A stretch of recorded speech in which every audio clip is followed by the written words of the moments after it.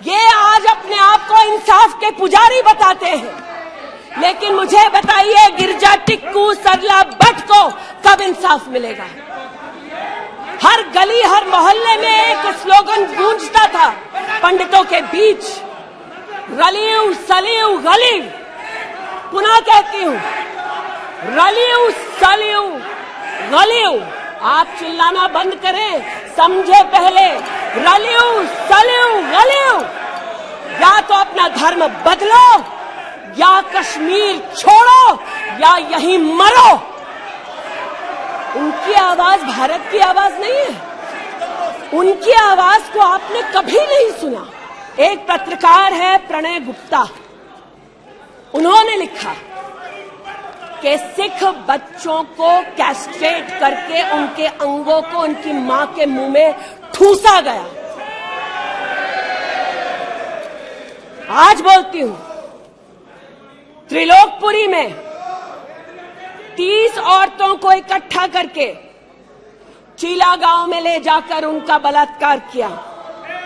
सुल्तानपुरी में एक महिला ने एफिडेविट दी है, मेरे हस्बैंड को मार दिया, बेटी को शादी से एक रात पहले उठाकर ले गए और उसका बलात्कार किया। एक 45 साल की मां ने कहा सिख दंगों के दौरान कि न सिर्फ मेरे पति को मारा, न सिर्फ मुझे गैंगरेप किया, बल्कि मेरे सामने मेरे बेटे पर केरोसिन छिड़ककर उसको आग लगा दी गई। और आज भारत की बात करते हैं कि जिन वादियों को हिंदुस्तान ने खून से सना देखा है, जिन वादियों में गोलियों की आवाजें हर दिन सुनाई देती थी, जब ये उन वादियों में गए तो जैसे कश्मीरी कहते हैं शीन जंग कर रहे थे, बर्फ के गोलों के साथ अपने के किसी परिजन के साथ खेल रहे थे। अध्यक्ष महोदय, ये तब संभव हुआ जब प्रधानमंत्री मोदी ने धारा 370 हटाई। धारा 370 की वजह से कश्मीर की बेटियों को दहेज के लिए अगर प्रताड़ित किया जाता था तो वहां की बेटियों के पास कानून का सहारा नहीं था, क्योंकि इन्होंने धारा 370 लगाई। कश्मीर में अगर बेटियां प्रदेश के बाहर ब्याही जाती थी तो उनके पैतृक संपत्ति पर उनका अधिकार समाप्त हो जाता था, क्योंकि इन्होंने धारा 370 लगाई। कश्मीर में अगर 14 साल से कम उम्र की बच्ची का 18 साल से कम उम्र की बच्ची का ब्याह रचा दिया जाता था तो उसे कानून का संरक्षण नहीं मिलता था, क्योंकि इन्होंने धारा 370 लगाई।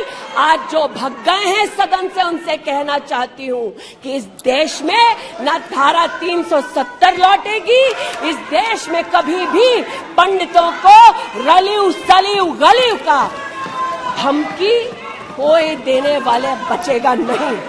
गिरिजा टिक्कू को तो 90 के दशक में आरी से काट दिया गया था।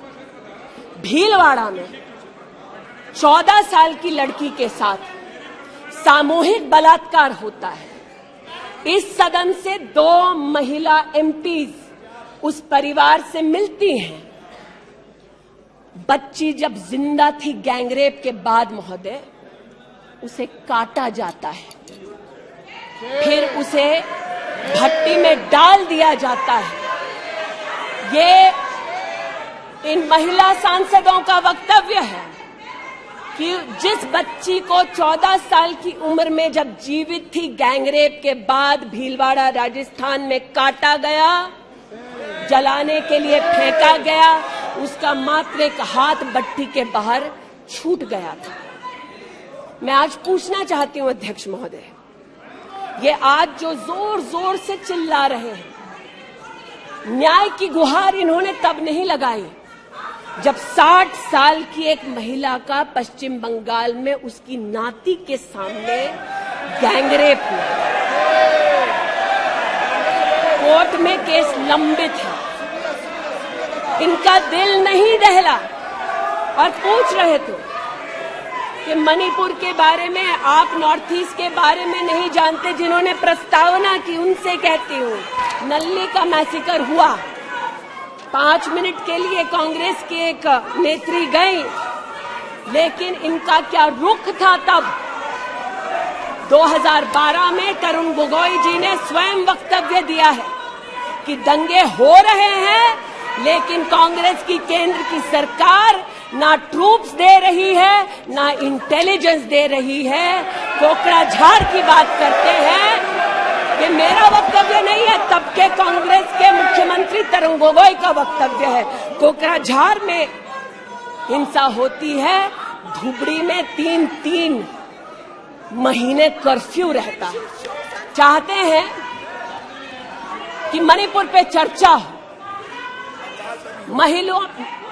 मणिपुर पे चर्चा करने के लिए बार बार पार्लियामेंट्री अफेयर्स मंत्री ने गुहार लगाई, बार बार देश के गृह मंत्री ने कहा, हमारे श्रद्धेय राजनाथ जी ने भी कहा कि आप मणिपुर पे सदन पर चर्चा कीजिए, हम चर्चा के लिए तैयार हैं, भागे ये, हम नहीं,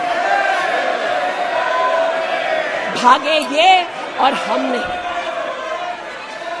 और भागने के पीछे कारण क्या? क्योंकि गृह मंत्री जब बोलने लगेंगे, परतें जब खुलने लगेंगी, तब ये मौन साध लेंगे।